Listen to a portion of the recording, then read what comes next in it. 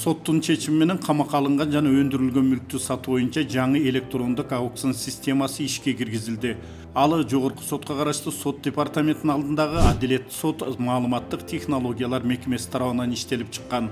Бүгүн анын бет ачары жогорку соттун төрагасы Медербек Сатыев жана аукцион системасын иштеп чыгуу боюнча жумушчу топтун катышуусунда өттү. Буга чейин сот чечими менен камакка алынган же өндүрүлгөн мүлктү сатуулар боюнча аукцион өткөрүүлөрдө ага катышуучулар менен сот аткаруучулардын ортосунда көптөгөн убаракерчиликтер болуп келген. Жаңы система аларды жоюу менен шек жаратып келген коррупциялык көрүнүштөрдү азайтат.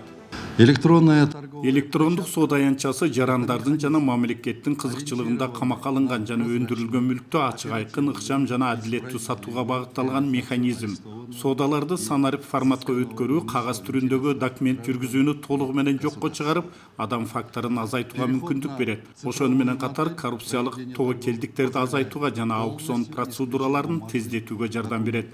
Система колдонуучуларга өзүн өзү каттоону, аукционго коюлган лоттор боюнча бардык керектүү маалыматтарды эркин алуу мүмкүнчүлүгүн жаратат.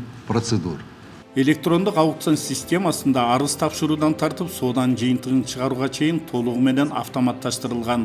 Аукциондун уюштуруучусу болуп сот аткаруучу саналат. Ал электрондук соода аянтчасына автоматташтырылган аткаруу өндүрүшү маалыматтык системасы аркылуу лот боюнча маалыматты жана керектүү документтерди тиркеп жайгаштырат. Аукцион боюнча жарыялар соода башталганга чейин кеминде 20 күн мурун расмий платформаларга жарыяланат.